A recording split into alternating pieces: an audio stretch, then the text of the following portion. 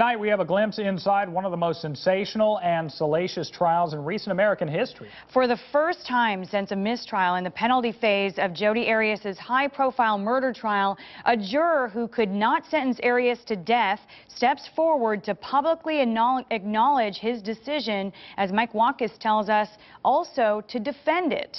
Yeah, Carrie, so many opinions, so many pundits, and so much reaction from the public and the press. But tonight, a perspective and a position on Jodi Arias' very high-profile murder trial that we have not heard before, as the foreman of Arias' jury reveals that he was one of those 4 people who voted for life. How did you vote? Okay, so this is the exclusive, because I've never said it on air before. I did come down on the side of life.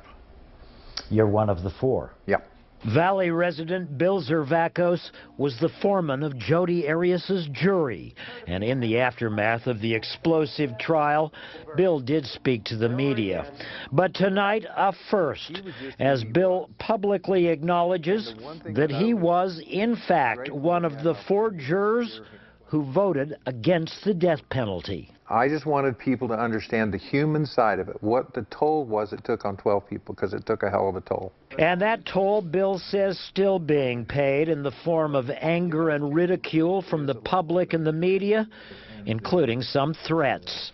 Of course I took some seriously, but I didn't really get anything that would make me, make me pause or felt like my family was in danger. I just feel like people, quite honestly, are stupid. I think people that go to that, I don't mind discourse. I don't mind anybody discussing and disagreeing with me. Threats? No, not really. Just calling me a dirty old man. And people that make stupid like that, I mean, it's just not worth wasting time with. So, of course, the big question, why did Bill vote as he did? Because he says he found 3 mitigating factors.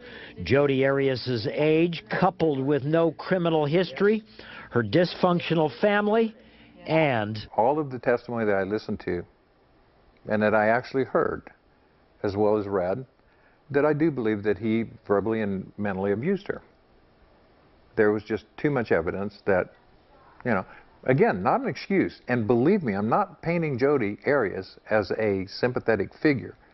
Do you find her sympathetic? No, not at all. And I'm sorry, and I don't mean to slander him. And that's what, and certainly the social media Sure. is, blaming the dead guy. Sure. No, I'm not blaming the dead guy. He didn't deserve to die. What she did was horrific, and she's got to pay for it. And she's going to. And while Bill says he is at peace with his decision, he also says he hopes this is his last call to jury duty. It was the most surreal experience of my life. And I would never, ever want to do it again. Ever. Yeah, and coming up at 10 o'clock, when the deliberations began in the penalty phase, Bill says the numbers were not 8-4 as they ended up being. He says there were more than 4 jurors who at that point wanted to spare Jodi Arias' life. So what changed? Well, the foreman's read on the shifting dynamics inside the deliberation room. That's at 10. But again, Mike, I mean, courageous for him to speak out, because he has really received a lot of heat. Vilified throughout the media, much of the public, and we asked him really, why do you want to come forward? He says, I really want to set the record straight and people to know that we really did invest and we did what we thought we had to do. And he says, this was not a failure of the system. This was the way the system was designed to work. All right, Mike, thank you so much. We'll see you back here at 10. For the first time since the mistrial, one of the 4 jurors who chose to spare Jodi Arias' life is speaking only to 3 TV about his decision. Juror number 18, Bill Zervakos, says the murder trial changed his life in ways he couldn't have imagined, taking a huge toll on him, in fact. In the days since that mistrial, Zervakos has received numerous threats. He described the deliberation process as high energy but extremely emotional. In fact, Zervakos told 3TV's Mike Watkis going into the deliberations, more than 4 jurors didn't want to sentence Arias to death. Did it go in that way? I mean, but basically from the get-go in the penalty phase? No. 4-8? No. Or were people persuaded? Yeah, there were people that changed their mind. Yeah, there were definitely In going which direction, can you say? More toward the death penalty. So people who were ambivalent going in on the penalty phase got pulled over to the death penalty Some did, side. yeah. And a master's counselor that came in. And coming up tomorrow on Good Morning Arizona, we're going to take you inside the jury deliberation room from Zervako's point of view. Thank you, Gina. For the first time since a mistrial, the foreman in the Jodi Arias trial is talking about what happened behind closed doors that left them unable to decide if Arias should live or die for brutally killing Travis Alexander. Mike Watkins has this story. Since a mistrial was declared in the penalty phase of Jodi Arias' very high-profile murder trial, a number of jurors have stepped forward to say they were among those who voted for the death penalty. But now, for the first time, a juror publicly and officially acknowledging that he voted for life.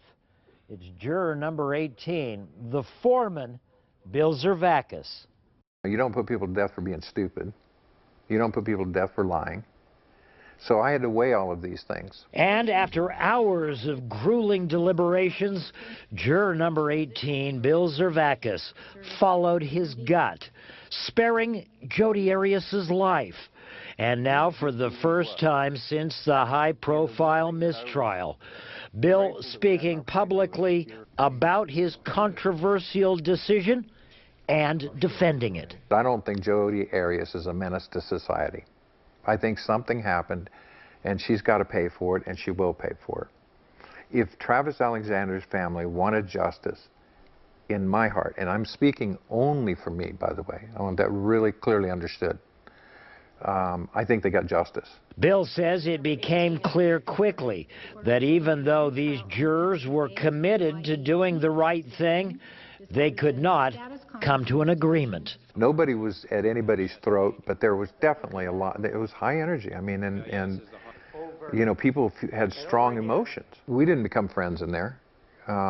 We had a lot of respect for each other. I respect all of them, although I disagree with 8 of them.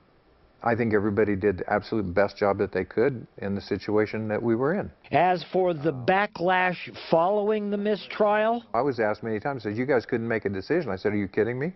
We made 12 decisions. But Bill admits, despite feeling they did the best they could do, he too was disappointed by the outcome. We all felt like we failed. When we found out it was a mistrial, You felt like you failed. we all felt like we failed because we didn't finish the job that we were tasked to do.